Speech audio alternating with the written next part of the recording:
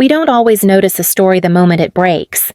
Sometimes it announces itself in a quieter way, a document placed carefully, a tone that's too calm for what it's doing.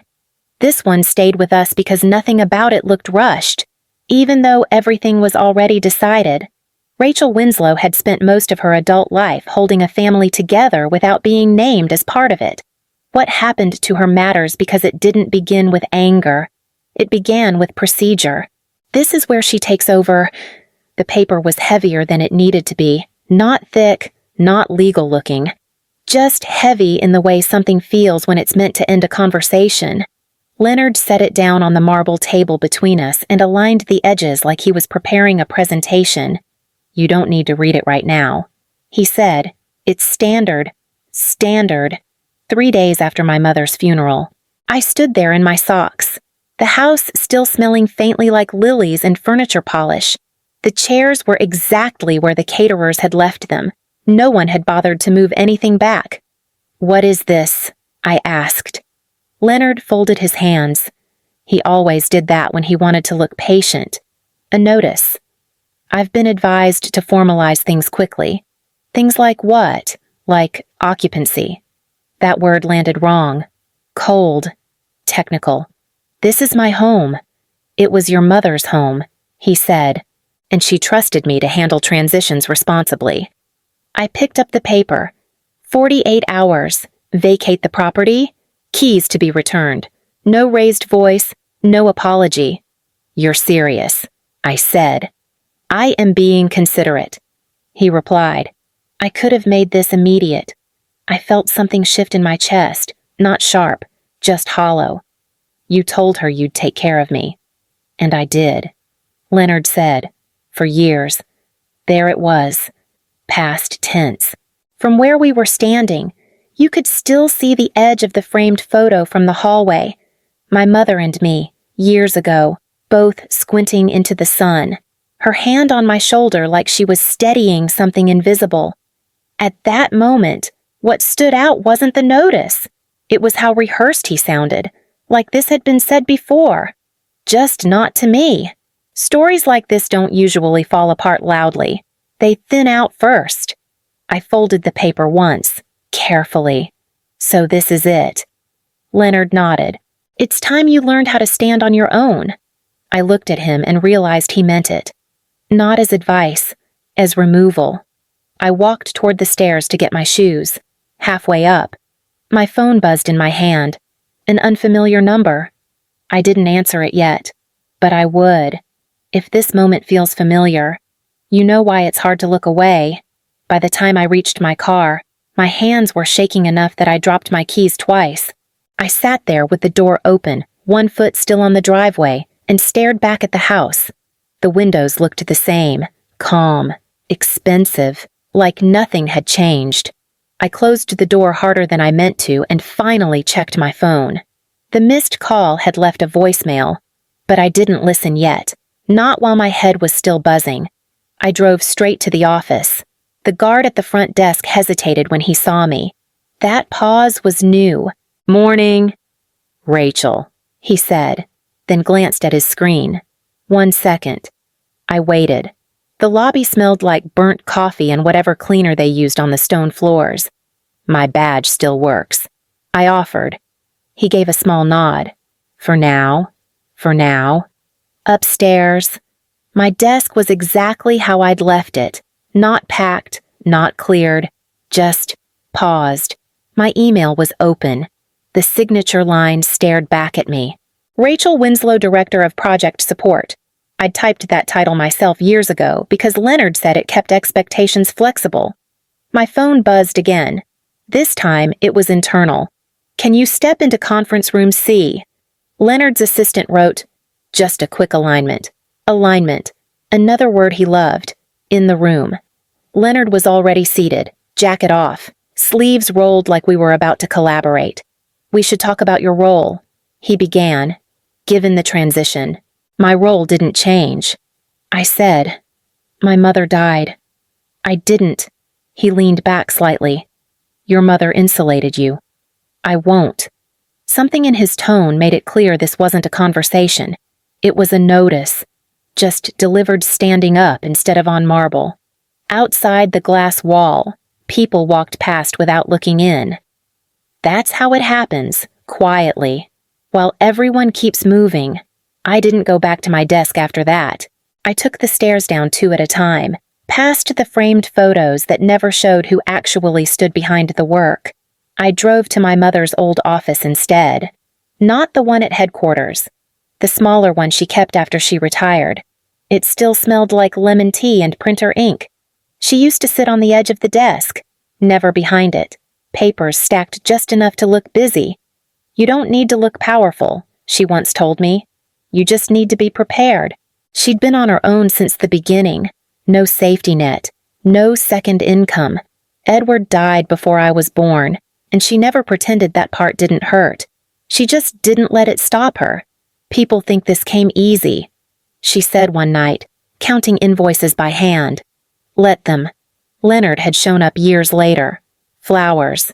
Good manners. The kind of man who asked permission before sitting down. She's brilliant, he used to say. A hand on my shoulder. I'm just here to support. I believed him because she did. In the bottom drawer, I found a notebook I hadn't seen in years. Her handwriting filled every page. Tight. Careful. One line was underlined twice. Trust is not the same as protection. I closed the notebook and pressed it flat against the desk. The room felt smaller than I remembered. She hadn't built all of this by hoping people would behave. She'd built it by planning for when they didn't. The board meeting had ended with clapping. Not loud, polite. The kind people give when they think they're doing the right thing. Leonard stood at the head of the table, jacket buttoned, shoulders relaxed. Patricia built something remarkable, he said. Voice steady. I'll honor that. My mother sat beside him, thinner than I wanted to admit. Hands folded in her lap. She caught my eye and smiled like this was all temporary. Afterward, in the hallway, she squeezed my arm. It's just structure, she murmured. Not replacement. Leonard leaned in, lowering his voice. You'll finally get to breathe, he added. Let me handle the noise. At home that night, she moved slowly through the kitchen, counting pills into a small cup. He knows the operations, she said. He knows how to manage people. He knows how to manage perception. I replied. She paused, then shook her head. You don't have to fight every battle. Leonard appeared in the doorway. Sleeves rolled. We're a team now. The word landed oddly. Team. Over the next weeks, my calendar thinned. Meetings moved without me. Files arrived already marked complete. Just streamlining, his assistant explained, eyes careful. I stayed late anyway, reviewing drafts that no longer carried my comments. From the outside, everything looked settled. Inside, something kept tightening. Applause fades fast. Decisions don't. The diagnosis came on a Tuesday. Quiet, no drama. Just a doctor clearing his throat and sliding a folder across the desk. My mother nodded the whole time, calm, focused, as if he were outlining a renovation timeline instead of the rest of her life. 6 to 9 months. In the car afterward, she adjusted the air vent and said, We'll need to reorganize a few things. Work things or life things? She smiled at the windshield. Both. That's when the meetings started. Every Thursday afternoon, she'd disappear for an hour, always dressed nicely, always back before dinner. Leonard noticed. Of course. Estate planning, he guessed one evening, pouring himself a drink. Just being responsible, she replied, reaching for the kettle. He laughed lightly. You always were. Once, I caught her on the phone in the study. Low voice, measured. Yes, she said. That clause stays exactly as written. She saw me in the doorway and ended the call without explaining. Later, when I asked, she brushed it off. Paperwork, she said. You don't need to worry. Leonard signed whatever she put in front of him. I watched him skim pages, confident, distracted. Everything good he asked once, pen already moving. She nodded. Everything's covered. At night, I lay awake listening to the house settle, thinking about all the things she never said out loud. The living room was too tidy for what it was meant to hold. The flowers from the funeral were still lined up along the windows, petals starting to brown at the edges. Someone had opened a window. Cold air slipped in and stayed. Thomas Greer sat across from us with a thin folder on his lap. He nodded once, polite, then began. To my husband, Leonard Ashcroft. I leave my interest in all personal and corporate assets. He read, voice, even, including controlling shares of Winslow Industries. Leonard didn't look at me. He kept his eyes on the carpet, hands folded like a man practicing restraint. Greer continued. Numbers followed, properties, accounts. Everything moved in one direction. When it was over, Leonard exhaled slowly. Not relief. Satisfaction. And Rachel, I said, surprised by how steady my voice sounded. What about Rachel? Greer glanced down. A personal trust, sufficient for living expenses. Leonard finally turned. Your mother wanted you taken care of.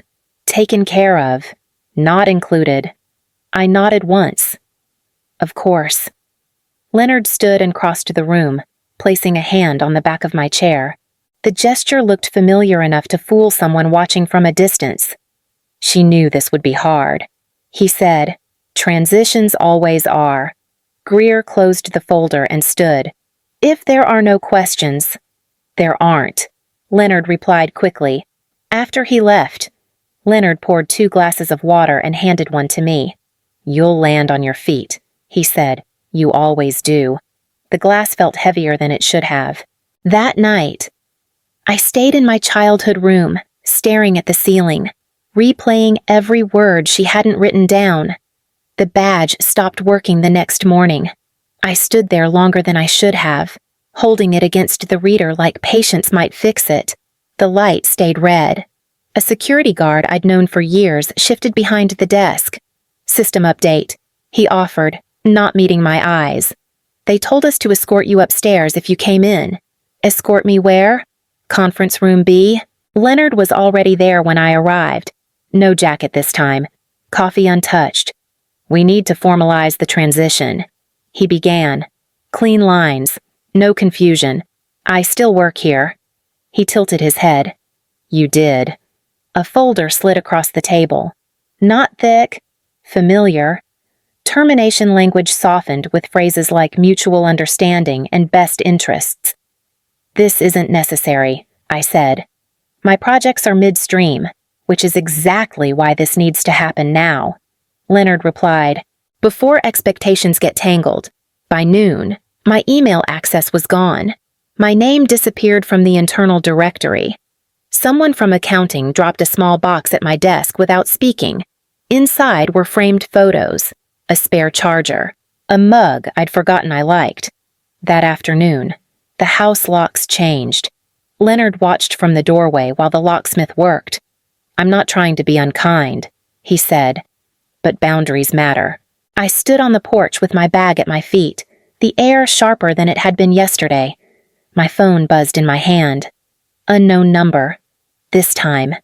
I answered. Rachel Winslow. A calm voice said, This is Thomas Greer. Your mother asked me to call you if something like this happened. Greer asked me to meet him in a small office above a bakery in New Haven. The place smelled like sugar and burnt coffee. Not impressive, intentional, I realized later. He waited until I sat down before speaking. Your mother anticipated speed, he said. Not grief. Speed. I wrapped my hands around the paper cup he slid toward me. It was already cold. She left you a conditional control clause.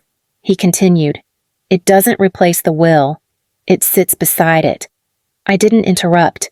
My mouth felt tight, like it would say the wrong thing if I let it. If Leonard removed your housing, your income, or your professional standing within 60 days of her passing, Greer said, careful with each word, control transfers. To me, to the Patricia Winslow Foundation, he corrected gently, With you as sole executive trustee? I stared at the tabletop. A crack ran through the wood, filled with dust. She planned this years ago. He went on. The foundation already holds 41% of voting shares. The rest was designed to follow if triggered. And it was. I said, yes. I let out a breath that didn't feel like relief. He signed all of this. He signed everything, Greer said, without reading. There was a pause. He watched me closely, not for tears, for panic. What happens now? I asked. That depends on timing. He replied, Leonard is preparing a major presentation. He will speak. He will claim authorship. He will continue, and I should stop him. Greer shook his head. You should let him finish. I thought of my mother in the kitchen, counting pills into a cup, saying everything's covered. I nodded once. Then we wait. Greer slid a second folder across the table. Thicker this time. Tabs everywhere. Document everything, he said. Say nothing yet. Outside. Someone laughed as they left the bakery. Normal life. Continuing. I picked up the folder and stood. She never explained this. I said. Greer met my eyes. She didn't need to. She trusted you to recognize it when it arrived. The meeting ended without raised voices. No slammed doors. No speeches. Leonard didn't look at me when the vote was called. He stared at the center of the table like the surface might rearrange itself if he waited long enough. When it was over, he stood, straightened his jacket, and left without saying my name. I stayed seated until the room emptied. Outside, the air felt different, not lighter, just clearer. I walked a few blocks before I realized my shoulders weren't tight anymore. Weeks passed. The company adjusted. Lawyers handled what needed handling. I didn't take the role people expected me to want. I chose something narrower, quieter, work I could stand behind without explaining myself. One afternoon, I visited the Harbor Point site alone. Hard hat, steel-toed boots. My name was printed on the permit board near the gate. Rachel Winslow. No title attached, just responsibility. A man nearby checked his clipboard. You're the engineer. I nodded. I am? That was enough. Leonard sent one message months later. Short, neutral. Asking about a document he couldn't access anymore. I forwarded it to the foundation office and didn't add a note. At home, I unpacked the last box from the porch. The mug survived. So did the photos. I placed one of my mother on the shelf by the window. She's smiling in it, tired, proud, like she already knew how this would go. I didn't win anything that day. I just stopped losing myself. Rachel Winslow isn't someone waiting for permission anymore. She doesn't explain why she takes up space. She doesn't apologize for planning ahead. That changed everything about how I move through my life now. And if this story stayed with you longer than you expected, you know why some moments don't end loudly. They settle. They make room.